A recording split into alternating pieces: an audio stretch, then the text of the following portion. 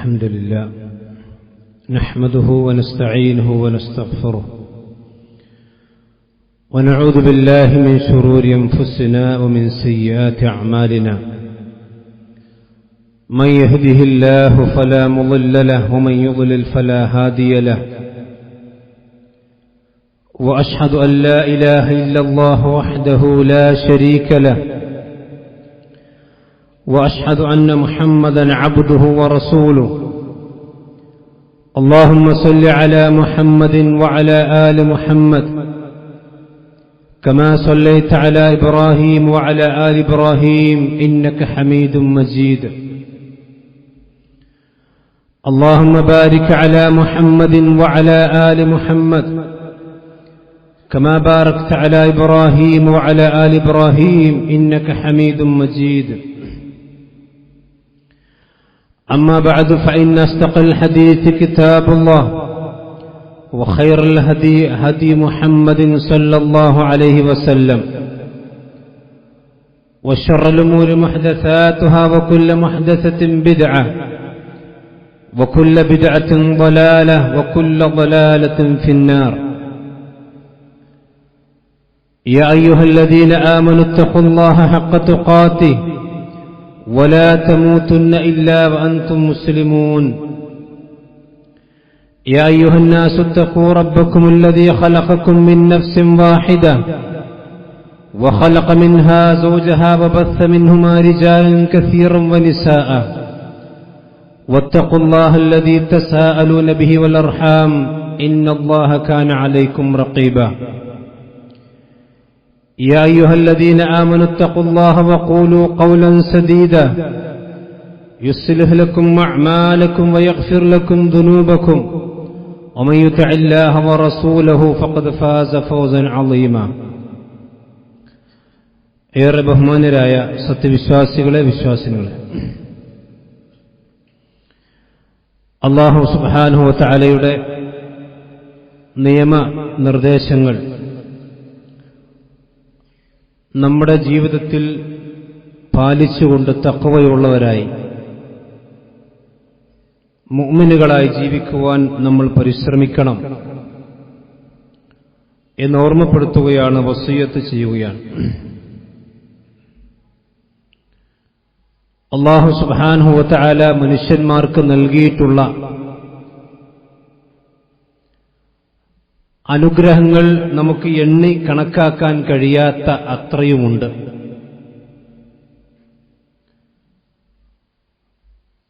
ഒരു വിശ്വാസിയെ സംബന്ധിച്ചിടത്തോളം അല്ലാഹു സുബ്ഹാനഹു വ തആല അവന് നൽകിയിട്ടുള്ള അനുഗ്രഹങ്ങൾ അത് വളരെ സൂക്ഷിച്ചുകൊണ്ട് ഉപയോഗിക്കുകയും ആ അനുഗ്രഹങ്ങൾക്ക് അല്ലാഹു സുബ്ഹാനഹു വ തആലയുടെ നന്ദി കാണിക്കുകയും ചെയ്യുക എന്നുള്ളത് അത്യാവശ്യമാണ്. അതൊരു വിശ്വാസിയുടെ സ്വഭാവമാണ്. പക്ഷെ പല കാര്യങ്ങളും നാം അനുഭവിക്കുന്നുണ്ടെങ്കിലും അത് അല്ലാഹു നമുക്ക് നൽകിയൊരു അനുഗ്രഹമാണ് എന്ന് നാം തിരിച്ചറിയാതെ പോകാറുണ്ട്. അതിൽപ്പെട്ട രണ്ട് കാര്യമാണ് നബി സല്ലല്ലാഹു അലൈഹി വസല്ലം പറഞ്ഞിട്ടുള്ള ഒരു മനുഷ്യന്റെ ആരോഗ്യവും അവന്റെ ഒഴിവു സമയവും. നിഅമതാനി മഖ്ബൂനും ഫീഹിമാ കസീറുൻ മിനന്നാസ്, രണ്ട് വലിയ അനുഗ്രഹങ്ങൾ. ആ രണ്ട് അനുഗ്രഹങ്ങളെ സംബന്ധിച്ചും കസീറുൻ മിനന്നാസ്, ജനങ്ങളിൽ അധിക ആളുകളും അശ്രദ്ധരാണ്, അവർ വഞ്ചിതരാണ്. അതൊരു അനുഗ്രഹമാണ് എന്ന് പോലും തിരിച്ചറിയാൻ അവർക്ക് സാധിക്കുന്നില്ല. അതല്ലെങ്കിൽ ആ അനുഗ്രഹത്തെ വേണ്ട വിധത്തിൽ ഉപയോഗപ്പെടുത്താൻ അവർക്ക് സാധിക്കുന്നില്ല. അതിലൊന്ന് അസ്വഹ, ആരോഗ്യമുള്ള കാലഘട്ടം. രണ്ടാമത്തേത് അൽ ഫറാഖു, ഒഴിവ് സമയമാണ്, ഒഴിവ് കാലം, ഒഴിവ് സമയം. ഇതൊക്കെ വലിയൊരു അനുഗ്രഹമാണ്.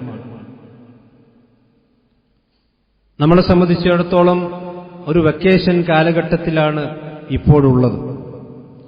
അഥവാ നമ്മുടെ വിദ്യാർത്ഥികൾക്കും അതുപോലെ തന്നെ വിദ്യാഭ്യാസ മേഖലയിൽ പ്രവർത്തിക്കുന്ന അധ്യാപകർക്കുമൊക്കെ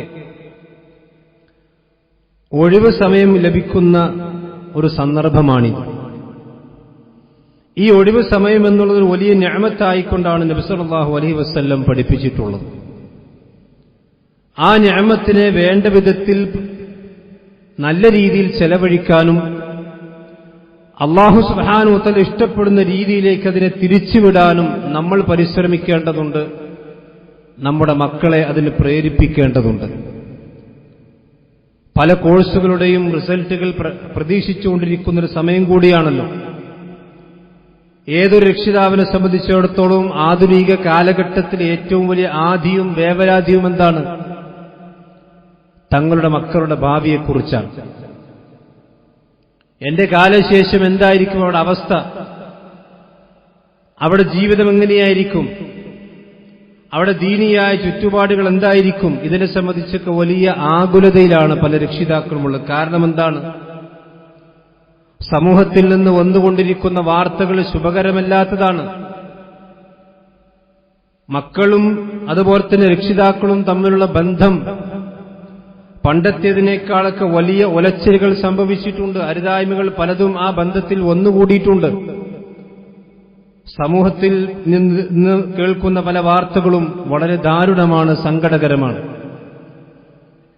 രക്ഷിതാക്കളെ സംബന്ധിച്ചിടത്തോളം അല്ലാഹു സുബ്ഹാനഹു വ തആല കൃത്യമായി പറഞ്ഞൊരു കാര്യമുണ്ട്: നിങ്ങളുടെ സമ്പത്തും നിങ്ങളുടെ സന്താനങ്ങളും നിങ്ങൾക്ക് അനുഗ്രഹവുമാണ്, അതുപോലെ നിങ്ങൾക്ക് പരീക്ഷണവുമാണ്. വഅലമു, നിങ്ങൾ മനസ്സിലാക്കണം, അന്നമാ അംവാലുക്കും വഔലാദുക്കും ഫിത്ന, നിങ്ങളുടെ സമ്പത്തും അതുപോലെ തന്നെ നിങ്ങളുടെ സന്താനങ്ങളുമൊക്കെ അത് നിങ്ങൾക്ക് ഫിത്നയാണ്. ഫിത്ന എന്ന് പറഞ്ഞാൽ പരീക്ഷണമാണ്. ചില ആളുകൾ അല്ലാഹു സന്താനമില്ലാതെ പരീക്ഷിക്കും, ചില ആളുകൾക്ക് അല്ലാഹു സന്താനം കൊടുത്തുകൊണ്ട് പരീക്ഷിക്കും, ചില ആളുകൾ അല്ലാഹു സുബ്ഹാനഹു വ തആല സന്താനങ്ങളെ വഴികേടിലാക്കിക്കൊണ്ട് പരീക്ഷിക്കും, നന്നാക്കി പരീക്ഷിക്കും, മാതാപിതാക്കളെ ഉപദ്രവിക്കുന്ന രീതിയിലുള്ള മക്കളാക്കി, അങ്ങനെ പല രീതിയിലും അല്ലാഹു സുബ്ഹാനഹു വ തആലയുടെ പരീക്ഷണമുണ്ടാകും. അതുകൊണ്ട് തന്നെ ഒരു രക്ഷിതാവിനെ സംബന്ധിച്ചിടത്തോളം, ഒരു വിശ്വാസിയായ ഒരു മാതാവിനെയും പിതാവിനെയും സംബന്ധിച്ചിടത്തോളം അവിടെ മക്കളുടെ ഉത്തരവാദിത്വം എന്നുള്ളത് അല്ലാഹു സുബ്ഹാനഹു വ തആല നമ്മളെ ഏൽപ്പിച്ചിരിക്കുന്ന വലിയൊരു ഉത്തരവാദിത്വം തന്നെയാണ്. വിശുദ്ധ ഖുർആൻ പറയുന്നു: യാ അയ്യുഹല്ലദീന ആമനു, അല്ലയോ വിശ്വാസികളെ, ഖു അൻഫുസകും വ അഹ്ലീകും നാറ, നിങ്ങൾ നിങ്ങളുടെ സ്വന്തം ശരീരങ്ങളെയും നിങ്ങളുടെ കുടുംബത്തെയും നിങ്ങൾ നരകത്തിൽ നിന്ന് രക്ഷിക്കണം. നമ്മൾ സ്വയം നന്നാകുന്നതോടൊപ്പം തന്നെ നമ്മുടെ കുടുംബത്തെയും നന്നാക്കുവാനും അതിനുള്ള സാഹചര്യം ഒരുക്കി കൊടുക്കാനും വിശ്വാസികളായ മാതാപിതാക്കൾ പരിശ്രമിക്കണം. കാരണം വഖൂദുഹന്നാസു വൽ ഹിജാറ, ആ നരകത്തിൽ കത്തിക്കപ്പെടുന്ന മനുഷ്യന്മാരും കല്ലുകളുമാണ്. അതുകൊണ്ട് നമ്മളും നമ്മുടെ മക്കളും നമ്മുടെ കുടുംബവും ആ നരകത്തിൽ കത്തിക്കപ്പെടുന്ന ഇന്ധനമാകരുത് എന്ന് ഏതൊരു സത്യവിശ്വാസിയുടെയും ആഗ്രഹമുണ്ടാകണം. വഅലൈഹാ മലായികത്തുൻ ഗിലാദുൻ ശിദാദ്, അതികഠിനന്മാരും അതുപോലെ തന്നെ പരുഷ സ്വഭാവികളുമായ മലക്കുകളാണ് നരകത്തിന് കാവൽ നിൽക്കുന്നത്. ഒരു കരുണയും അവിടെ ഭാഗത്തുനിന്ന് പ്രതീക്ഷിക്കേണ്ടതില്ല. ഇത് വിശുദ്ധ ഖുർആൻ വിശ്വാസികളായ ആളുകളെ വിളിച്ചുകൊണ്ട് ഉണർത്തിയതാണ്. അഥവാ സ്വന്തം കുടുംബത്തിന്റെ കാര്യം കൂടി മാതാപിതാക്കൾ ശ്രദ്ധിക്കണം, അല്ലെങ്കിൽ കുടുംബനാഥന്മാർ ശ്രദ്ധിക്കണമെന്നാണ് വിശുദ്ധ ഖുർആൻ ഈ ആയത്തിൽ നമ്മൾ പഠിപ്പിച്ചിട്ടുള്ളത്. സഹോദരന്മാരെ, ഈ ഒഴിവുകാലം നമ്മുടെ മക്കളെ നല്ല കാര്യങ്ങൾക്ക് വിടുകയും അതിനുവേണ്ടി പ്രേരണ കൊടുക്കുകയും അതിനുവേണ്ടി പ്രോത്സാഹനം കൊടുക്കുകയും ചെയ്യേണ്ട ഒരു കാലഘട്ടമാണ് ഇത്. പ്രത്യേകിച്ചും ഈ ഇന്നിന്റെ കാലഘട്ടം. നിങ്ങൾ നോക്കൂ, വിവാഹം കഴിക്കുമ്പോൾ വരെ നിങ്ങൾ ദീനുള്ള പെണ്ണിനെ കല്യാണം കഴിക്കണമെന്ന് റസൂലുള്ളാഹി സ്വല്ലല്ലാഹു അലൈഹി വസല്ലം പഠിപ്പിച്ചതിന്റെ ഹിക്മത്ത് എന്താണ്? കാരണം ആ ഭർത്താവിന്റെ സുഖം മാത്രമല്ല, നേരെ മറിച്ച് ആ ഭർത്താവിലുണ്ടാകുന്ന കുഞ്ഞുങ്ങൾ, ആ കുഞ്ഞുങ്ങളുടെ സംരക്ഷണം കൂടി ആ ഉമ്മ എന്ന് പറയുന്ന ഭാര്യയുടെ ദീന് ഉള്ളതിലൂടെ നടപ്പിലാക്കപ്പെടുന്നു എന്നുള്ളതുകൊണ്ടാണ്. നമുക്കറിയാം, മോശമായ സ്ത്രീകൾ നല്ല ഭർത്താവായിരിക്കും, പക്ഷേ ഭാര്യയുടെ സ്വഭാവം മോശമാണെങ്കിൽ അത് സ്വാഭാവികമായിക്കൊണ്ടും മക്കൾ അത് സ്വാധീനിക്കുമെന്ന കാര്യത്തിൽ തർക്കമില്ല, യാതൊരു സംശയവുമില്ലാത്ത കാര്യം. അതുകൊണ്ട് ഫദ്ഫർ ബിദാത്തി ദീൻ ഉള്ള പെണ്ണിനെ നിങ്ങൾ തെരഞ്ഞെടുക്കണം, അല്ലെങ്കിൽ നിങ്ങൾ കല്യാണം കഴിച്ചു കൊടുക്കുമ്പോൾ ദീൻ പരിഗണിക്കണം. എന്നൊക്കെ നബി സല്ലല്ലാഹു അലൈഹി വസല്ലം പറയാൻ അടിസ്ഥാനപരമായ കാരണം കൂടി ഇതാണ്. അതുകൊണ്ട് രക്ഷിതാക്കളെ സംബന്ധിച്ചിടത്തോളം മക്കൾക്ക് ചെയ്തു കൊടുക്കാവുന്ന ഒരുപാട് കാര്യങ്ങളുണ്ട്. അതിലൊന്ന് നന്മകൾ അവർക്ക് പഠിപ്പിച്ചു കൊടുക്കുകയും നന്മകൾ ചെയ്യാനുള്ള അവസരം അവർക്കുണ്ടാക്കി കൊടുക്കുകയും ചെയ്യണം. ഇപ്പൊ ഈ അവധി കാലഘട്ടത്തിൽ ഒരുപാട് ക്ലാസുകൾ, മോറൽ ക്ലാസുകളായിട്ടും അതുപോലെ തന്നെ വൈജ്ഞാനികമായ ക്ലാസുകളായിട്ടും സിയാരികളായിട്ടും ഒക്കെ ഒരുപാട് നമ്മുടെ നാടുകൾ നടന്നുകൊണ്ടിരിക്കുന്നു. നമ്മുടെയൊക്കെ മക്കൾ അതിലെത്ര ക്ലാസുകൾ പങ്കെടുക്കുന്നു, എത്ര ക്യാമ്പുകൾ പങ്കെടുക്കുന്നു, നമ്മൾ ചിന്തിക്കേണ്ടതാണ്. നമ്മുടെ നാട്ടിൽ അവസരമുണ്ടായിട്ടും അതിൽ പങ്കെടുപ്പിക്കാൻ നമുക്ക് സാഹചര്യമോ അല്ലെങ്കിൽ നമുക്ക് മനസ്സോ ഇല്ലെങ്കിൽ നമ്മൾ പിന്നീട് ഖേദിച്ചിട്ട് കാര്യമുണ്ടാവുകയില്ല. നമ്മളെ മക്കളെ സംബന്ധിച്ചിടത്തോളം ദീനിന്റെ പരിസരത്ത് ആ പരിസരത്ത് നിന്ന് പോകാതെ വിശുദ്ധ ഖുർആനും പ്രവാചകന്റെ ഹദീസുകൾ കേൾപ്പിക്കുകയും അത് മനഃപ്പാഠമാക്കുകയും ചെയ്തുകൊണ്ടാണ് അവരെ വളർത്തേണ്ടത്. അതിനുള്ള സാഹചര്യങ്ങൾ അവർക്കുണ്ടാക്കി കൊടുക്കണം. മക്കൾ ദീനിയായ ചുറ്റുപാടിൽ നിന്ന് തീർത്തും വിദൂരമായ പരിസരത്ത് വളർന്നു വരികയും പിന്നീട് വലുതായതിനു ശേഷം ഖേദിക്കുകയും ആ മക്കൾ ഒരു പക്ഷേ പരലോകത്ത് വന്നുകൊണ്ട് പടച്ച റബ്ബേ, എനിക്കെന്റെ മാതാപിതാക്കൾ ദീൻ പഠിപ്പിച്ചു തന്നില്ല, ഖുർആൻ ഓതാൻ അറിയില്ല, എനിക്ക് നമസ്കാരം പഠിപ്പിച്ചു തന്നിട്ടില്ല, എനിക്കൊരു വിശുദ്ധ ഖുർആനിൽ നിന്നൊരു സൂറത്ത് പോലും മനഃപ്പാഠമില്ല, അതിന് കാരണക്കാരന്റെ രക്ഷിതാക്കളാണെന്ന് പറഞ്ഞാൽ, സഹോദരന്മാരെ, അങ്ങനത്തൊരു ദാരുണമായ അവസ്ഥ ഉണ്ടാകാതിരിക്കാൻ രക്ഷിതാക്കൾ തന്നെയാണ് ശ്രദ്ധിക്കേണ്ടത്. നമ്മുടെ മക്കൾ ഏത് കോഴ്സിന് പഠിക്കുകയാണെങ്കിലും ഇന്ന് വിശുദ്ധ ഖുർആൻ നമ്മുടെ വീടുകളിൽ ഇരുന്നു കൊണ്ട് തന്നെ മനഃപ്പാഠമാക്കാനും ആ ഖുർആൻ പഠിപ്പിക്കാനും ഒക്കെ ഇഷ്ടം പോലെ സംവിധാനങ്ങൾ ഓൺലൈൻ നമുക്ക് ലഭ്യമാണ്. പക്ഷെ പലപ്പോഴും ആളുകൾ ശ്രദ്ധിക്കുന്നില്ല എന്നുള്ളതാണ്. അതോടൊപ്പം തന്നെ മക്കളുടെ കാര്യത്തിൽ നമ്മൾ ശ്രദ്ധിക്കേണ്ട മറ്റൊരു കാര്യം, വീട്ടിൽ ദീനിയായ ഒരു അന്തരീക്ഷം നമ്മൾ വളർത്തിയെടുക്കണം. കാരണം ഒരു കുഞ്ഞിനെ സംബന്ധിച്ചിടത്തോളം ആ കുഞ്ഞ് വളർന്നു വരുന്ന സാഹചര്യം ആ കുഞ്ഞിന്റെ വളർച്ചയിൽ വളരെ നിർണായകമാണ്. നിങ്ങൾ നോക്കൂ, എത്ര നല്ല ഒരു മരമാണെങ്കിലും അതൊരു മോശമായ സ്ഥലത്ത് കൊണ്ടുപോയി വച്ചിട്ടുണ്ടെങ്കിൽ അതിന് വളർച്ചയുണ്ടാവുകയില്ല. അതേ സമയത്ത് എത്ര മോശമായ അല്ലെങ്കിൽ വളർച്ചയില്ലാത്ത ചെടിയാണെങ്കിലും ഒരു നല്ല വളക്കൂറുള്ള മണ്ണിൽ അത് കൊണ്ടുപോയിട്ടാൽ ആ വിത്ത് നന്നായി വളരും. ഒരു കുഞ്ഞിന്റെ വളർച്ചയെ സംബന്ധിച്ചിടത്തോളം ആ കുഞ്ഞ് വളർന്നു വരുന്ന സാഹചര്യം വളരെ പ്രധാനപ്പെട്ടതാണ്. അതുകൊണ്ട് തന്നെ ദീനിയായ ചുറ്റുപാടുകൾ, ദീനിയ അന്തരീക്ഷങ്ങൾ നമ്മുടെ വീടുകളിൽ ഉണ്ടാക്കിയെടുക്കൽ മക്കൾ തെറ്റിപ്പോകാതിരിക്കാനും മക്കൾ വഴിപിഴച്ചു പോകാതിരിക്കാനും ഇന്നിന്റെ കാലഘട്ടത്തിൽ വളരെ അത്യാവശ്യമാണ്. നമ്മൾ പള്ളിക്കും വരൂല, ജമാഅത്തുകൾക്ക് പങ്കെടുക്കൂല, ദീന്റെ ക്ലാസുകൾക്ക് പങ്കെടുക്കാൻ നമുക്ക് നേരമില്ല, ദീനിയായ പ്രഭാഷണങ്ങൾക്ക് പോകാൻ നമുക്ക് സമയമില്ല, നമ്മൾ തിരക്കാണ്. അതിനിടയിൽ നമ്മുടെ മക്കൾ ഇങ്ങനെ വളർന്നു വരുന്നു. ആ മക്കൾ വഴികേടിലായി പോയതിന് ശേഷം പിന്നീട് നമ്മൾ ഖേദിക്കുകയും വിരൽ കടിക്കുകയും ചെയ്തിട്ട് കാര്യമുണ്ടാവുകയില്ല എന്നുകൂടി നമ്മൾ മനസ്സിലാക്കണം. ഞാൻ പറഞ്ഞല്ലോ, ഇപ്പോൾ പല SSLCയുടെയും +2വിന്റെയും ഒക്കെ റിസൾട്ടുകൾ വരാനിരിക്കുകയാണ്. നമ്മളെ സംബന്ധിച്ചിടത്തോളം ഭൗതികമായ വിദ്യാഭ്യാസം മക്കൾക്ക് കൊടുക്കാം, മതപരമായ വിദ്യാഭ്യാസം കൊടുക്കാം, രണ്ടും അവർക്ക് ആവശ്യം. പക്ഷെ മതപരമായ വിദ്യാഭ്യാസം, ഇനി ഭൗതികമായ വിദ്യാഭ്യാസം അവർക്ക് കൊടുക്കുകയാണെങ്കിൽ പോലും മതപരമായ വിദ്യാഭ്യാസത്തിന്റെ പരിസരത്തിരുന്നവരെ ഒരിക്കലും അകറ്റാൻ പാടില്ല. ഇന്ന് സമൂഹത്തിൽ കണ്ടുവരുന്ന രീതി എന്താ വെച്ചാൽ, മതം പഠിക്കാൻ പോകുന്ന ആളുകൾ അതിലേക്ക് തിരിയുന്നു, ഭൗതികം പഠിക്കാൻ പോകുന്ന ആളുകൾ ഭൗതികതയിലേക്ക് മാത്രം തിരിയുന്നു. അവർക്ക് മതവുമായി കൊണ്ട് യാതൊരു ബന്ധവും ഉണ്ടാകൂല. കൃത്യമായി കൊണ്ട് നമസ്കരിക്കണമെന്നറിയാത്ത ഡോക്ടർമാരുണ്ടാകുന്നു, എഞ്ചിനീയർമാരുണ്ടാകുന്നു. എന്നോട് കഴിഞ്ഞ റമദാനിൽ ഒരു ITIയിൽ പഠിപ്പിക്കുന്ന ഒരു പ്രൊഫസർ പറഞ്ഞു, സങ്കടകരമായ വാർത്തയുണ്ട്. അദ്ദേഹം പറഞ്ഞു, അദ്ദേഹം പഠിപ്പിച്ചുകൊണ്ടിരിക്കുന്ന വലിയ കലാലയമാണ് കോഴിക്കോട് ജില്ലയിലെ കേന്ദ്ര ഗവൺമെന്റിന്റെ കീഴിൽ പ്രവർത്തിക്കുന്ന വലിയ കലാലയം. അവിടെ ഇഷ്ടം പോലെ മുസ്ലിം ആണും പെണ്ണും പഠിച്ചുകൊണ്ടിരിക്കുന്നുണ്ട്. മുസ്ലിം പെൺകുട്ടികൾ പഠിച്ചുകൊണ്ടിരിക്കുന്നു, അതുപോലെ തന്നെ ആൺകുട്ടികൾ പഠിച്ചുകൊണ്ടിരിക്കുന്നു. പെൺകുട്ടികളുടെ ഹോസ്റ്റലിൽ നമസ്കരിക്കാൻ സൗകര്യമില്ല. കാരണം ആ ക്യാമ്പസിനുള്ളിൽ പള്ളി ഉണ്ടാക്കാൻ പറ്റൂല. ആൺകുട്ടികളെ സംബന്ധിച്ചിടത്തോളം പുറത്ത് പള്ളിയുണ്ട് നമസ്കരിക്കാൻ, പെൺകുട്ടികളെ സംബന്ധിച്ചിടത്തോളം പുറത്ത് നമസ്കരിക്കാൻ പള്ളി ക്യാമ്പസിനുള്ളിൽ പള്ളിയില്ല. അപ്പൊ അവിടുത്തെ ഒരു വാർഡൻ പറഞ്ഞു, നിങ്ങൾക്ക് ഹോസ്റ്റലിൽ വേണമെങ്കിൽ നമസ്കരിക്കാൻ ഞാൻ സൗകര്യമുണ്ടാക്കിത്തരാം. ഒരു മുസ്ലിം വാർഡൻ പറഞ്ഞു. അവിടുത്തെ കുട്ടികൾ, ആ ക്യാമ്പസിൽ പഠിച്ചുകൊണ്ടിരിക്കുന്ന കുട്ടികൾ പറഞ്ഞു, ഞങ്ങൾക്കത് ആവശ്യമില്ല.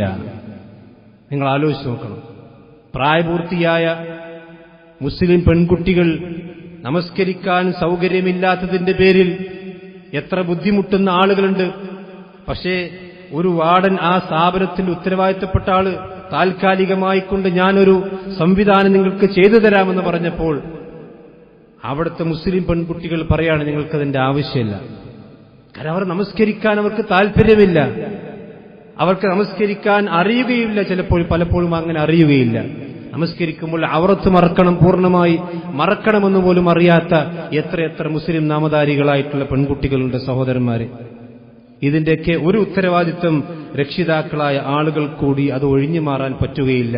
കാരണം നമ്മളാണ് അവരെ വളർത്തിയെടുത്തത്, നമ്മുടെ കയ്യിലും നമ്മുടെ കണ്ണിലുമാണ് അവർ വളർന്നു വന്നിട്ടുള്ളത്. അതുകൊണ്ട് തന്നെ ഇത് ഗൗരവമുള്ള വിഷയമാണ്. ഏത് ക്യാമ്പസിൽ നമ്മൾ പഠിക്കുമ്പോഴും അവിടെ ഇസ്ലാമികമായ അന്തരീക്ഷമുള്ള ക്യാമ്പസുകളിലാണ് നമ്മൾ മക്കളെ ചേർത്തേണ്ടത്. ആണും പെണ്ണും മോരും മുതിരയും വെച്ച് പിന്നെ കൂടിക്കടന്നുകൊണ്ടിരിക്കുന്ന ക്യാമ്പസുകളിൽ പോയിട്ട് അവസാനം ഏതെങ്കിലും വിവാഹപ്രായമെത്തുമ്പോൾ ബാപ്പ വിവാഹം അന്വേഷിക്കുന്ന സന്ദർഭത്തിലായിരിക്കും പറയാ, എനിക്കിപ്പോ വിവാഹം വേണ്ട, അല്ലെങ്കിൽ എനിക്ക് നിങ്ങൾ ഒരു പിതാവ് ആഗ്രഹിക്കുന്ന രീതിയിലുള്ള വിവാഹം എനിക്ക് ആവശ്യമില്ല എന്നൊക്കെ പറഞ്ഞ് അവസാനം കൈമലർത്തി കരഞ്ഞതുകൊണ്ടൊരിക്കലും കാര്യമുണ്ടാവുകയില്ല. നമ്മൾ കൊടുക്കാനുള്ളതെല്ലാം അവർക്ക് കൊടുത്തേ മതിയാകും. അതുപോലെ തന്നെ സാധാരണ ഉലമാക്കൾ പണ്ഡിതന്മാർ പറയാറുണ്ട്, അൽ അബ്നാഉ സിർറു അബീഹി, മക്കൾ എന്ന് പറഞ്ഞാൽ അവരുടെ മാതാപിതാക്കളുടെ രഹസ്യമാണ് എന്ന് പറഞ്ഞാൽ മാതാപിതാക്കൾ എങ്ങനെയാണോ വളർന്നത്, അവരെങ്ങനെയാണോ വളർത്തിയിട്ടുള്ളത്, അതായിരിക്കും മക്കളുടെയും അവസ്ഥ എന്ന്, പ്രത്യേകിച്ചും പെൺകുട്ടികളുടെ അവസ്ഥ. കാരണം ആൺകുട്ടികളെ സംബന്ധിച്ചിടത്തോളം കുറച്ചൊക്കെ വീടിന്റെ പുറത്തുകൂടി അവരുടെ ബന്ധങ്ങളുണ്ടാകാം. ഇന്ന് പെൺകുട്ടികളുടെ അവസ്ഥ എന്താണ് സഹോദരന്മാരെ? ഇന്ന് വലിയ വിദ്യാഭ്യാസം അവർ നേടിക്കൊണ്ടിരിക്കുന്നു, നല്ല കാര്യമാണ്. പെൺകുട്ടികളെ സംബന്ധിച്ചിടത്തോളം ഒരു കാലഘട്ടത്തിൽ കൈയക്ഷരം പോലും പഠിക്കാൻ പാടില്ല, മലയാളം എഴുതാൻ പാടില്ല, ആരിനേറ്റ് ഹറാമാണെന്ന് പറഞ്ഞൊരു കാലഘട്ട സമൂഹത്തിലുണ്ടായിരുന്നു. അതൊക്കെ മാറി. സ്ത്രീകളുടെ വിദ്യാഭ്യാസം കറാഹത്താണെന്നും ഹറാമാണെന്നും പറഞ്ഞിരുന്ന കാലഘട്ടം ഉണ്ടായിരുന്നു. അതൊക്കെ മാറി. വലിയ വലിയ കലാലയങ്ങൾ വന്നു. അൽഹംദുലില്ലാഹ്, നല്ല കാര്യം. പക്ഷേ വിദ്യാഭ്യാസം കൂടുമ്പോൾ മതത്തിൽ നിന്ന് പലപ്പോഴും അകന്നു പോകുന്നു എന്നുള്ളതാണ്. ബാപ്പ കല്യാണം അന്വേഷിക്കുമ്പോൾ മക്കൾ പറയാണ്, ആരെയാണ് കല്യാണം അന്വേഷിക്കുന്നത്? ദീനുള്ള സ്വഭാവം, നല്ല ദീനും നല്ല സ്വഭാവമുള്ള മക്കൾ, നല്ല ഭർത്താക്കന്മാരെ അല്ലെങ്കിൽ പുതിയാപ്പന്മാരെ ബാപ്പമാരെ കണ്ടെത്തുമ്പോൾ മക്കളെന്താ പറയുന്നത്?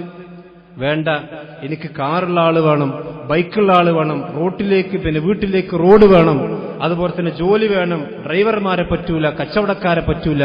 ഇങ്ങനെ പുതിയ പുതിയ ഷർത്തുകൾ വന്നുകൊണ്ടിരിക്കുകയാണ്. നിങ്ങൾ ആലോചിച്ച് നോക്കണം, ആരാണ്? വിദ്യാഭ്യാസമുള്ള മക്കളാണ്, ഒക്കെ നല്ലതാണ്. പക്ഷേ അവിടെ തീ തിന്നുന്ന പിതാവിന്റെയും മാതാവിന്റെയും വേദന മനസ്സിലാക്കാൻ കഴിയാത്ത മക്കൾ ഈ സമൂഹത്തിൽ വളർന്നുകൊണ്ടിരിക്കുന്നു എന്നുള്ളത് വലിയൊരു ദുരന്തമാണ്. നബി സല്ലല്ലാഹു അലൈഹി വസല്ലം പറഞ്ഞെന്താ? ഒരു ജോലി ഉണ്ടെങ്കിൽ കല്യാണം കഴിക്കാൻ പാടുള്ളൂന്നല്ല. മനിസ്തതഅ മിൻകുമുൽ ബാഅ ഫല്യതസവ്വജ്. വിവാഹത്തിന് പ്രായമെത്തി പക്വതയും സാമ്പത്തികവും ശാരീരികവുമായ ശേഷിയുണ്ടെങ്കിൽ അവൻ കല്യാണം കഴിക്കണം. അതാണാണെങ്കിലും പെണ്ണാണെങ്കിലും. ജോലി എന്നുള്ളത് സ്ത്രീകളെ സംബന്ധിച്ചിടത്തോളം ഒരു വിവാഹത്തിന് തടസ്സമേ അല്ല. മഹാനായ ശൈഖ് ഇബ്നു ബാസ് റഹ്മത്തുള്ളാഹി അലൈഹി പറഞ്ഞ ഫത്വ ഞാൻ മുമ്പ് വിശദീകരിച്ചതാണ്. ജോലി എന്നുള്ളത് തടസ്സമല്ല. പലപ്പോഴും അതൊരു ആകർഷണീയതയിലേക്ക് പോവുകയും അവസാനം വിവാഹം തന്നെ നിഷിദ്ധമാക്കപ്പെടുകയും ചെയ്യുന്ന അവസ്ഥയുണ്ടാകുന്നു. സമൂഹത്തിൽ അതുകൊണ്ട് ഒരുപാട് ഫിത്നകളുണ്ട്. റസൂലുള്ളാഹി പറഞ്ഞതല്ലേ, ഇദാ ജാഅക്കും മൻ തർളൗന ദീനഹു വ ഖുലുഖഹു, നിങ്ങൾ ദീനും ഖുലുഖും മതവും സ്വഭാവവും നിങ്ങൾക്ക് തൃപ്തിയുള്ളൊരു മനുഷ്യൻ വന്നാൽ ഫഅൻകിഹൂഹു, നിങ്ങൾ അവർക്ക് കല്യാണം കഴിച്ചു കൊടുക്കണം. ഇല്ലാ തഫ്അലു, അത് നിങ്ങൾ പ്രവർത്തിക്കുന്നില്ലെങ്കിൽ തകുൻ ഫിത്നത്തുൻ ഫിൽ അർളി അതുപോലെ ഫസാദ്, ഭൂമിയിൽ വലിയ ഫിത്നയും ഫസാദും അതുമൂലം ഉണ്ടാകുമെന്ന് നബി സല്ലല്ലാഹു അലൈഹി വസല്ലം 3 പ്രാവശ്യം ആവർത്തിച്ചു പറഞ്ഞു എന്നാണ്. ഇത് കൃത്യമായി നമ്മൾ മനസ്സിലാക്കണം. ആൺകുട്ടികളുടെ വിഷയം അങ്ങനെ തന്നെയാണ്. ഞാൻ പറഞ്ഞത് വെച്ചാൽ ഈ ഒഴിവ് സമയങ്ങളിലെങ്കിലും മതപരമായ വിദ്യാഭ്യാസവും അതുപോലെ തന്നെ ഇനിയുള്ള കാലഘട്ടങ്ങളിലുള്ള കോഴ്സുകളെങ്കിലും മതത്തിന്റെ പരിസരങ്ങളിൽ നിന്നുകൊണ്ടുള്ള വിദ്യാഭ്യാസമാണ് മക്കൾക്ക് സംബന്ധിച്ചിടത്തോളം കൊടുക്കേണ്ടത്. അത് ഏത് വിദ്യാഭ്യാസം നേടിയാലും, അത് ഏത് ഡിഗ്രി ആണെങ്കിലും, ഏത് കോഴ്സ് എടുത്താലും 5 നേരം നമസ്കരിക്കാൻ മറക്കാത്ത, അല്ലെങ്കിൽ മാതാപിതാക്കളുടെ കടമകൾ മറക്കാത്ത, പാവങ്ങളുടെ കടമകൾ മറക്കാത്ത, ദീനിയായിക്കൊണ്ട് പടച്ചറബിനെ മറക്കാത്ത ഒരു മക്കളായി വളരണം. കാരണം ദീന് പഠിക്കുമ്പോഴാണ് ഒരു മനുഷ്യനെ സംബന്ധിച്ചിടത്തോളം അയാൾ സ്വർഗത്തിലേക്ക് അടുക്കുക. പ്രവാചകൻ പറഞ്ഞ മൻ സലഖ തരീഖൻ യൽതമിസു ഫീഹി ഇൽമൻ സഹലല്ലാഹു ലഹു തരീഖൻ ഇലൽ ജന്ന. അല്ലാഹുവിന്റെ ദീനിന്റെ മാർഗം പഠിക്കാൻ, ദീന് പഠിക്കാൻ ഒരു മനുഷ്യൻ അയാൾ ഒരു മാർഗത്തിലേക്ക് പ്രവേശിച്ചു കഴിഞ്ഞാൽ സഹലല്ലാഹു ലഹു ത്വരീഖൻ ഇലൽ ജന്ന, സ്വർഗത്തിലേക്കുള്ള വഴി അവന് വേഗം അല്ലാഹു എളുപ്പമാക്കി കൊടുക്കും. ആ ദീനിൽ നിന്ന് ആര് വിമുഖത കാണിക്കുന്നുവോ അവരിൽ നിന്ന് അള്ളാഹു വിമുഖത കാണിക്കുമെന്നാണ് നബി സല്ലല്ലാഹു അലൈഹി വസല്ലം 3 ആളുകളുടെ സംഭവം വിശദീകരിച്ചുകൊണ്ട് പറഞ്ഞത്. ഒരിക്കൽ നബി സല്ലല്ലാഹു അലൈഹി വസല്ലം പള്ളിയിലിരിക്കുന്ന സന്ദർഭത്തിൽ 3 ആളുകൾ റസൂലുള്ളാഹിന്റെ സദസ്സിലേക്ക് വന്നു. അതിൽ ഒരാള് ആ സദസ്സിങ്ങനെ നോക്കിയിട്ട് അയാൾ അവിടെ ഇരിക്കാതെ ബേക്കിലേക്ക് നടന്നുപോയി. അയാൾ ആ സദസ്സിൽ നിന്ന് വിട്ടുപോയി. രണ്ടാമൻ ഒരാൾ ആ സദസ്സിൽ ഒരു ഒഴിവ് കണ്ടപ്പോൾ ആ ഒഴിവിൽ വന്നിരുന്നു. മൂന്നാമത്തെ ആള് സദസ്സിന്റെ ബേക്കിൽ പോയിരുന്നു. നബി സല്ലല്ലാഹു അലൈഹി വസല്ലം ഈ 3 ആളുകളെക്കുറിച്ചും അഭിപ്രായം പറയുകയാണ്. അലാ ഉഖ്ബിറുക്കും അനിൻ നഫരി സലാസ, ഈ 3 ആളുകളെ സംബന്ധിച്ച് ഞാൻ നിങ്ങൾക്ക് പറഞ്ഞു തരട്ടെ. അമ്മാ അഹദുഹും ഫആബാ ഇലല്ലാഹ്, അതിൽ ഒന്നാമത്തെ മനുഷ്യൻ അയാൾ അല്ലാഹുവിലേക്ക് കൂടുതൽ അടുത്തു, ദീന് പഠിക്കാൻ അല്ലെങ്കിൽ അള്ളാഹുവിന്റെ ദീനിന്റെ സദസ്സുകളിൽ മുൻപന്തിയിലേക്ക് വരാൻ അയാൾ താല്പര്യം കാണിച്ചു. അപ്പോൾ അള്ളാഹു അയാളോടും താല്പര്യം കാണിച്ചു. ഇനി രണ്ടാമത്തെ മനുഷ്യൻ ഫഅമ്മല്ലാഖർ, രണ്ടാമത്തെ ആളാണെങ്കിൽ ഫസ്തഹിയ അല്ലാഹു മിൻഹു, അയാൾ കുറച്ച് ലജ്ജിച്ചു, മുമ്പിലൊന്നും വരാനുള്ള റെഡിയല്ല, ഇങ്ങനെ വക്കത്തങ്ങനെ ഇരുന്ന് സൈഡിലൊക്കെ ഇരുന്നു. അയാളുടെ വിഷയത്തിൽ അള്ളാഹും ലജ്ജ കാണിച്ചു. വഅമ്മൽ ആഖർ, മൂന്നാമത്തെ ആൾ ഫഅറള, അയാൾ ഈ ദീനുമാൻ ദീനിന്റെ പരിസരത്തിന് ആരൊക്കെ ഇഷ്ടമല്ല, അയാൾ തിരിഞ്ഞുപോയി. ഫഅറളല്ലാഹു അൻഹു, അള്ളാഹു അയാളിൽ നിന്നും തിരിഞ്ഞു കളഞ്ഞു. ഇത് ഒരു സദസ്സിന്റെ മാത്രം വിഷയമല്ല, മൊത്തം ദീനിനുള്ള സമീപനത്തിന്റെ ഒരു വിഷയമാണ് ഹദീസിൽ പഠിപ്പിക്കപ്പെടുന്നത്. ഒരു സദസ്സിലുള്ള മര്യാദ മാത്രമല്ല, സദസ്സിന്റെ മര്യാദയും പെട്ടതാണ്, അതുപോലെ തന്നെ ദീനിനോടുള്ള നമ്മുടെ കാഴ്ചപ്പാടും ഈ ഹദീസിൽ നബി സല്ലല്ലാഹു അലൈഹി വസല്ലം നമുക്ക് വരച്ചു കാണിച്ചു തന്നിട്ടുണ്ട്. സഹോദരന്മാരെ, ദീനുണ്ടാവുമ്പോഴാണ് ഏത് ദുനിയാവിന്റെ കോഴ്സുകൾ നമ്മൾ എടുത്താലും നമ്മൾ മക്കളെ പഠിപ്പിച്ചാലും അതിലൊക്കെ ഹൈറ്, അതെല്ലാം ഹൈറുണ്ടാകും, ദുനിയാവിൽ ഹൈറുണ്ടാകും.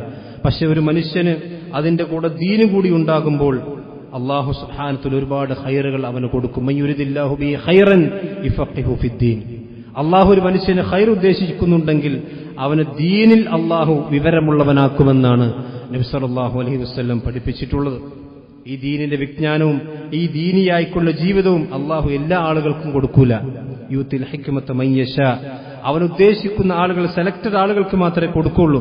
വമൻ യൂതൽ ഹിക്മത ഫഖദ് ഊതിയ ഖൈറൻ കസീറ. ഇനി അങ്ങനെ ദീനിന്റെ പരിസരത്ത് നിന്നുകൊണ്ട് ഇൽമു നേടാൻ ആർക്കെങ്കിലും സാധിച്ചാൽ ഒരുപാട് ഖൈറുകൾ അവൻ ലഭിക്കുമെന്നാണ് വിശുദ്ധ ഖുർആൻ പഠിപ്പിച്ചിട്ടുള്ളത്. അതുകൊണ്ട് സഹോദരന്മാരെ, ഈ കാര്യങ്ങൾ കൃത്യമായിട്ട് നമ്മൾ പഠിപ്പിക്കണം. അതുപോലെ തന്നെ മക്കളെ വളർത്തുന്ന വിഷയത്തിൽ പലപ്പോഴും എന്താ വെച്ചാൽ ചെറുപ്പത്തിലെ ശീലങ്ങളാണ് വലുപ്പത്തിലും അതിന്റെ എഫക്റ്റ് കുട്ടികളിലുണ്ടാകും. പലപ്പോഴും ചെറുപ്പത്തിൽ ചില തിന്മകൾ ആ തിന്മകളിലേക്ക് കുട്ടികൾ വഴുതി പോകുമ്പോൾ അത് കുട്ടികളല്ലേ എന്ന് വിചാരിച്ച് നമ്മൾ നിസ്സാരമായി തള്ളിക്കളയും. അത് വലുപ്പത്തിലും അവിടെ വലിയ സ്വാധീനമുണ്ടാക്കും. നിങ്ങൾ നോക്കൂ, മഹാനായ റസൂലുള്ളാഹി സ്വല്ലല്ലാഹു അലൈഹി വസല്ലം തന്റെ പൗത്രനായ ഹസൻ റളിയല്ലാഹു അൻഹു ഒരിക്കൽ ഒരു ചെറിയ കാരക്ക എടുത്ത് തൊള്ളയിലിടുക, വായിലേക്കിട്ടു. നബി സല്ലല്ലാഹു അലൈഹി വസല്ലം തന്റെ വിരൽ ആ വായിലേക്ക് പ്രവേശിപ്പിച്ചുകൊണ്ട് ആ കാരക്ക ആ കുഞ്ഞിന്റെ വായിൽ നിന്ന് പുറത്തേക്ക് എടുപ്പിച്ചു. എന്താ കാരണം? അതൊരു സക്കാത്തിന്റെ അല്ലെങ്കിൽ സദഖയുടെ കാരക്കയായിരുന്നു. അത് റസൂലുള്ളാഹിന്റെ കുടുംബത്തിന് ഹറാമാണ്. നബി സല്ലല്ലാഹു അലൈഹി വസല്ലം ചിന്തിച്ചു, ഹസൻ റളിയല്ലാഹു അൻഹു ചെറിയ കുട്ടിയാണ്, വിവേചനം അറിയാത്ത അല്ലെങ്കിൽ പക്വതയില്ലാത്ത കുട്ടിയാണ്, അത് തിന്നോട്ടെ, ചെറിയ കുട്ടിയല്ലേ എന്ന് നബി സല്ലല്ലാഹു അലൈഹി വസല്ലം ഹറാമിന്റെ വിഷയത്തിൽ ഒരു ലാഘവത്വവും കാണിച്ചില്ല. പലപ്പോഴും ഇന്ന് നമ്മുടെ മുതിർന്ന മക്കൾ വഴിപിഴച്ചു പോകാനുള്ള ഏറ്റവും പ്രധാനപ്പെട്ട ഒരു കാരണം എന്താ വെച്ചാൽ, ചെറിയ കുട്ടികളാണെങ്കിൽ പോലും അവർ നമസ്കാരത്തിന്റെ വിഷയത്തിൽ അശ്രദ്ധ കാണിക്കും. അപ്പൊ നമ്മൾ വിചാരിക്കും ചെറിയ കുട്ടിയല്ലേ, വലുതാകുമ്പോൾ നിസ്കരിച്ചോളുന്നു. അതുകൊണ്ട് പ്രവാചകൻ 7 വയസ്സാകുമ്പോൾ നിസ്കരിക്കാൻ പറയണം, 10 വയസ്സായ നിസ്കരിച്ചില്ല അടിക്കണം എന്ന് പറഞ്ഞത് അത് വലുതാകുമ്പോൾ ശരിയാകുമെന്നുള്ളതുകൊണ്ടല്ല. കാര്യം 15 വയസ്സ് മുതൽ പ്രായപൂർത്തിയെത്തിയതിനു ശേഷമാണ് അവനെ സംബന്ധിച്ചിടത്തോളം അവന് തക്ലീഫുള്ളൂ, അവന് അതിനുശേഷം അവന്റെ അമലുകൾ വിചാരണയുള്ളൂ. പക്ഷേ 10ാമത്തെ വയസ്സിൽ തന്നെ അടിക്കണം എന്ന് റസൂൽ പറഞ്ഞെന്താ? അത് വലുതാവുമ്പോൾ നിസ്കരിച്ചോന്ന് വിചാരിച്ചുകൊണ്ടല്ല, ചെറുപ്പത്തിലേ പരിശീലിപ്പിച്ചെങ്കിലേ അത് വലുപ്പത്തിലും ഉണ്ടാവുകയുള്ളൂ. ചെറുപ്പത്തിൽ ഹറാമുകൾ കാണാനും അതുപോലെ തന്നെ ഹറാമുകൾ കേൾക്കാനും ഹറാമുകൾ ചെയ്യാനും ഒക്കെ നമ്മൾ അവസരം കൊടുത്താൽ വലുപ്പത്തിലും അങ്ങനെ തന്നെ ഉണ്ടാകാം. ചെറുപ്പത്തിൽ പ്രായപൂർത്തിയാകാത്ത പെൺകുട്ടിയാണെങ്കിൽ മറ്റു ചെറുതല്ല, കുറച്ചൊക്കെ കാണാൻ വലുപ്പമൊക്കെയുള്ള കുട്ടികളാണെങ്കിൽ പോലും അവരെ ഔറത്ത് മറക്കാതെ നമ്മൾ പുറത്തിറക്കി, പ്രത്യേകിച്ച് പെൺകുട്ടികളാണെങ്കിൽ അതൊക്കെ പ്രായപൂർത്തിയാക്കിയിട്ട് തട്ടടാൻ പഠിപ്പിച്ചാൽ മതി. എന്നാണെങ്കിൽ പ്രായപൂർത്തിയായിട്ട് തട്ടടൽ ഉണ്ടാവില്ല. അതാണ് സമൂഹത്തിൽ നമ്മൾ കണ്ടുകൊണ്ടിരിക്കുന്നത്. അതുകൊണ്ട് സഹോദരന്മാരെ, ഈ ഒഴിവുകാലത്തെ സംബന്ധിച്ചിടത്തോളം ഇനിയുള്ള ഭാവി കാലത്തിൽ മക്കളുടെ നിർണായകമായ പല തീരുമാനങ്ങൾ എടുക്കുന്ന ഒരു ടേണിംഗ് പോയിന്റാണ്. അതുകൊണ്ടാണ് ഞാൻ ഈ വിഷയം സംസാരിച്ചത്. അതുകൊണ്ട് തന്നെ വളരെ ഗൗരവത്തിൽ നമ്മുടെ മക്കളെ നമ്മൾ ട്രീറ്റ് ചെയ്യണം. അതോടൊപ്പം തന്നെ നമ്മളെല്ലാവരും മക്കളെ സംബന്ധിച്ചിടത്തോളം പ്രാർത്ഥന വളരെ പ്രധാനമാണ്. നമ്മളെല്ലാം കൊടുക്കേണ്ടതൊക്കെ കൊടുത്താലും നമ്മുടെ ആത്മാർത്ഥമായ പ്രാർത്ഥന മക്കൾക്കുണ്ടെങ്കിലേ അത് വലിയ ഉപകാരം ചെയ്യുകയുള്ളൂ. വിശുദ്ധ ഖുർആനിൽ സത്യവിശ്വാസികളായ ആളുകളുടെ പ്രാർത്ഥന വിശദീകരിക്കുമെന്ന് പറഞ്ഞിട്ടുണ്ട്. വഅസ്ലിഹ് ലി ഫീ ദുർരിയതി, അല്ലാഹു എന്റെ മക്കളുടെ വിഷയം നീ നന്നാക്കി തരണം. ഇത് വിശ്വാസികളായ സ്വാലിഹീങ്ങളായ ആളുകൾ പ്രാർത്ഥിക്കുന്ന പ്രാർത്ഥനയായിക്കൊണ്ട് വിശുദ്ധ ഖുർആൻ പഠിപ്പിച്ചതാണ്. മഹാൻ ഇബ്രാഹിം നബി അലൈഹിസ്സലാത്തു വസ്സലാം, തന്റെ മക്കളൊക്കെ നബിമാരാണ്. പക്ഷേ ആ ഇബ്രാഹിം നബി അലൈഹിസ്സലാത്തു വസ്സലാമിന്റെ പ്രാർത്ഥന എന്താ? റബ്ബി ജഅൽനി മുഖീമസ്സലാ വമിൻ ദുർരിയതി, പടച്ചോനെ എന്നെ നിസ്കാരം നിലനിർത്തുന്നവരുടെ കൂട്ടത്തിൽ നീ ഉൾപ്പെടുത്തണം, എന്നെ മാത്രമല്ല എന്റെ കുട്ടികളെയും. ഇത് ഇബ്രാഹിം നബിയുടെ പ്രാർത്ഥനയാണ്. അതുകൊണ്ട് സഹോദരന്മാരെ, നമ്മൾ പ്രാർത്ഥിക്കുക, അതിനനുസരിച്ചുകൊണ്ട് ദീനിന്റെ പരിസരങ്ങൾ നമ്മൾ വളർത്താൻ വേണ്ടി പരിശ്രമിക്കുക. അല്ലാഹു സുബ്ഹാനഹു വ തആല നമുക്ക് നമ്മുടെ മക്കൾക്കും ദീനിയായ പരിസരത്ത് വളരാനും അതുപോലെ തന്നെ ആ രീതിയിൽ തന്നെ ഈ ലോകത്തോട് വിട പറയാനും അല്ലാഹു സുബ്ഹാനഹു വ തആല നമ്മെ എല്ലാം അനുഗ്രഹിക്കുമാറാവട്ടെ.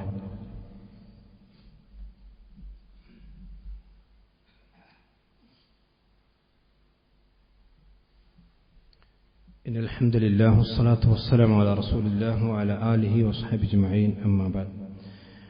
ഒരിക്കൽ കൂടി അല്ലാഹു സുബ്ഹാനഹു വ തആല സൂക്ഷിച്ചുകൊണ്ട് ജീവിക്കണം എല്ലാവരെയും ഓർമ്മപ്പെടുത്തുകയാണ്. ശവ്വാൽ മാസത്തിന്റെ അവസാന ഭാഗത്താണ് നാം ഉള്ളത്. നമുക്കറിയാം, നബി സല്ലല്ലാഹു അലൈഹി വസല്ലം പഠിപ്പിച്ച ശവ്വാലിലെ 6 നോമ്പ്, റമദാനിന് ശേഷമുള്ള 6 നോമ്പ്, ഇനി ആരെങ്കിലും നോറ്റുകൂട്ടാൻ ബാക്കിയുണ്ടെങ്കിൽ ഇനിയുള്ള ദിവസങ്ങളിൽ, വളരെ കുറഞ്ഞ ദിവസങ്ങളുള്ളൂ, അത് നോറ്റുവിട്ടാൻ വേണ്ടി പരിശ്രമിക്കണം എന്ന് ഓർമ്മപ്പെടുത്തുകയാണ്. കാരണം വലിയ പ്രതിഫലമാണ് നബി സല്ലല്ലാഹു അലൈഹി വസല്ലമ ആ നോമ്പിന് പറഞ്ഞിട്ടുള്ളത്. റമദാൻ കഴിഞ്ഞ് പിന്നീട് 6 ദിവസം കൂടി ശവ്വാലിൽ അവൻ നോറ്റാൽ വർഷം മുഴുവനും നോമ്പനുഷ്ഠിച്ചവന്റെ പ്രതിഫലം അവന് ലഭിക്കുമെന്നാണ് നബി സല്ലല്ലാഹു അലൈഹി വസല്ലം പഠിപ്പിച്ചിട്ടുള്ളത്. അതുകൊണ്ട് ഇനി ആരെങ്കിലും ബാക്കിയുണ്ടെങ്കിൽ, പുരുഷന്മാരും സ്ത്രീകളും ഉണ്ടെങ്കിൽ ആ കാര്യം ശ്രദ്ധിക്കണം. അതുപോലെ തന്നെ നമുക്കറിയാം, മഴയില്ലാത്തതിന്റെ വലിയ ബുദ്ധിമുട്ടുകൾ, പ്രയാസങ്ങൾ നമ്മൾ അനുഭവിച്ചുകൊണ്ടിരിക്കുന്ന ശക്തമായ ചൂടുണ്ട്. അതുപോലെ തന്നെ പല സ്ഥലങ്ങളിലും ഇപ്പോൾ വെള്ളം കുറഞ്ഞുകൊണ്ടിരിക്കുന്നുണ്ട്. ഏതായിരുന്നാലും അല്ലാഹു സുബ്ഹാനഹു വ തആല അവനാണല്ലോ മഴ വർഷിപ്പിക്കുകയും മഴ തടഞ്ഞു വെക്കുകയും ചെയ്യുന്നവൻ. ആ പടച്ചറബിനോട് മാത്രമേ മഴ ചോദിക്കാൻ നമുക്ക് അവകാശമുള്ളൂ. കാരണം അവനാണ് മഴമേഘങ്ങളെ നിയന്ത്രിക്കുന്നവൻ, അവനാണ് ഈ പ്രപഞ്ചത്തെ നിയന്ത്രിക്കുന്നവൻ. അതല്ലാതെ അള്ളാഹുവിന്റെ ഒരു സൃഷ്ടിക്കും അതിന് കഴിവില്ല എന്ന് വിശ്വസിക്കുന്നവരാണ് മുസ്ലിമീങ്ങളായ ആളുകൾ. അതുകൊണ്ട് തന്നെ ആത്മാർത്ഥമായി അള്ളാഹുവിനെ പ്രാർത്ഥിക്കേണ്ട സന്ദർഭം കൂടിയാണ്. അതോടൊപ്പം തന്നെ നമ്മുടെ ജീവിതമൊക്കെ ഒന്ന് ക്രമീകരിക്കുകയും ചെയ്യണം. എങ്കിലേ വാനലോകത്തിൽ നിന്ന് അള്ളാഹുവിന്റെ ബറക്കത്തുകൾ നമുക്കുണ്ടാവുകയുള്ളൂ എന്നുകൂടി നമ്മൾ മനസ്സിലാക്കണം. മഴ തടയപ്പെടാനുള്ള പല കാരണങ്ങളുണ്ട്. അല്ലാഹു സുബ്ഹാനഹു വ തആലയുടെ പ്രവാചകന്റെ ഹദീസിൽ കാണാം, മനുഷ്യന്മാർ ദുഷിക്കുകയാണെങ്കിൽ വലൗലൽ ബഹായിം, ഇവിടെ നാൽക്കാലികളെങ്ങാനും ജീവിച്ചിരിക്കുന്നില്ലെങ്കിൽ ഒരു തുള്ളി വെള്ളം ആകാശത്ത് നിന്ന് ഇറങ്ങുമായിരുന്നില്ല. ഇവിടെ മനുഷ്യന്മാർക്ക് മാത്രമേ വെള്ളം ആവശ്യമുള്ളൂ. ഇവിടെ ജീവിക്കുന്ന, ഭൂമിയിൽ ജീവിക്കുന്ന സകലമാന ജീവികൾക്കും വെള്ളം ആവശ്യമുണ്ട്. മരങ്ങൾക്കും ജീവജാലങ്ങൾക്കും ഒക്കെ വെള്ളം ആവശ്യമുണ്ട്. ആ ജീവജാലങ്ങൾ, മനുഷ്യരില്ലാത്ത ജീവജാലങ്ങളൊക്കെ അള്ളാഹുവിനെ പേടിച്ചും അള്ളാഹുവിനെ സ്തുതിച്ചും കൊണ്ട് തന്നെയാണ് ജീവിക്കുന്നത്. അതുകൊണ്ട് തന്നെ അള്ളാഹു അവരോട് കരുണ ചെയ്യുന്നു, മഴ വർഷിക്കുന്നു. അള്ളാഹുവിന്റെ ഖുർആനിൽ കാണാം, സൂറത്തുൽ അറാഫിൽ, വലു അന്ന അഹ്ലൽ ഖുറാ ആമനു വത്തഖൗ ലഫതഹ്നാ അലൈഹിം ബറകാത്തിൻ മിനസ് സമാഇ വൽ അർദ്. ഈ പട്ടണത്തിലുള്ള, ഗ്രാമത്തിലുള്ള ആളുകൾ, ഗ്രാമീണവാസികൾ, അവർ വിശ്വസിക്കുകയും അള്ളാഹുവിനെ സൂക്ഷിച്ചുകൊണ്ട് ജീവിക്കുകയും ചെയ്തിരുന്നെങ്കിൽ ലഫതഹ്നാ അലൈഹിം ബറകാത്തിൻ മിനസ് സമാഇ വൽ അർദ്, ആകാശങ്ങളിൽ നിന്നും ഭൂമിയിൽ നിന്നുമുള്ള ബറക്കത്തുകൾ നാം അവർക്ക് തുറന്നു കൊടുക്കുമായിരുന്നു. അത് തുറക്കപ്പെടാതിരിക്കാനുള്ള കാരണം ഈമാനിന്റെ കുറവ് തന്നെയാണ് എന്നുകൂടി നമ്മൾ മനസ്സിലാക്കണം. അതുകൊണ്ട് നമ്മുടെ തിന്മകൾ വലിയ സ്വാധീനം ഈ പ്രപഞ്ചത്തിന്റെ മാറ്റത്തിൽ വരുത്തുന്നുണ്ട്. നമ്മൾ പലപ്പോഴും എന്താ വെച്ചാൽ, കാലാവസ്ഥ വ്യതിയാനം, അല്ലെങ്കിൽ ഓസോൺ പാളിക്ക് ഓട്ടുണ്ടായി, ഇങ്ങനെ ഒരുപാട് ന്യായങ്ങൾ അതൊക്കെ ഉണ്ടാകാം. അതിനൊക്കെ പുറമെ മനുഷ്യന്മാരുടെ ചെയ്തികൾ ആണ് ഏറ്റവും പ്രധാനപ്പെട്ടത്. അതുകൊണ്ട് അല്ലാഹുൽ ഫസാദ ഫിൽ ബർരി വൽ ബഹരി ബിമാ കസബത് ഐദിൻ നാസ്, മനുഷ്യന്മാരുടെ പ്രവർത്തനങ്ങൾ തന്നെയാണ് അതിന്റെ ഏറ്റവും പ്രധാനപ്പെട്ട കാരണം. മനുഷ്യന്മാർ നന്നായാൽ അല്ലാഹു സുബ്ഹാനഹു വ തആലയും അവന്റെ ബറക്കത്തുകൾ നമുക്ക് നൽകും എന്ന കാര്യത്തിൽ തർക്കമില്ല.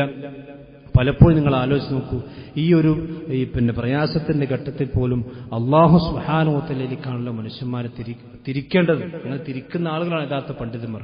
പക്ഷെ പലപ്പോഴും പണ്ഡിതന്മാരുടെ ഭാഗത്ത് നിന്ന്, പല പണ്ഡിതന്മാരുടെയും ഭാഗത്ത് നിന്ന് ശബ്ദം എന്താണ്? ബദരീങ്ങളെ വിളിക്കാനും അതുപോലെ തന്നെ ബദരീങ്ങളെ വിളിച്ചുകൊണ്ട് സഹായം തേടാനും, അങ്ങനെ തേടിയാൽ അത് ഉത്തരം നൽകുമെന്നും ഒക്കെ പല ആളുകളും ഇല്ലാത്ത കഥകൾ പറഞ്ഞ് പ്രചരിപ്പിക്കുകയും അത് വിമർശിക്കുമ്പോൾ അതിനെ ന്യായീകരിക്കുകയും ചെയ്യുന്ന ദാരുണമായ അവസ്ഥ ഈ പ്രയാസത്തിന്റെ ഘട്ടത്തിൽ പോലും ഉണ്ട് എന്ന് നാം തിരിച്ചറിയണം. ഏതായിരുന്നാലും അല്ലാഹു സുബ്ഹാനഹു വ തആല സമൃദ്ധമായ മഴ നൽകി നമ്മെല്ലാം അനുഗ്രഹിക്കുമാറാവട്ടെ. നമ്മുടെ എല്ലാവിധ പ്രയാസങ്ങളും അല്ലാഹു ദൂരീകരിച്ച് നൽകുമാറാവട്ടെ. اللهم اسقنا غيثا مغيثا اللهم اسقنا غيثا مغيثا اللهم اسقنا غيثا مغيثا اللهم اغفر للمؤمنين والمؤمنات والمسلمين والمسلمات اللهم اعز الاسلام والمسلمين واذل الشرك والمشركين ربنا تقبل منا صيامنا وقيامنا يا رب العالمين ربنا تقبل منا انك انت السميع العليم وتب علينا انك انت التواب الرحيم آمين آمين برحمتك يا ارحم الراحمين.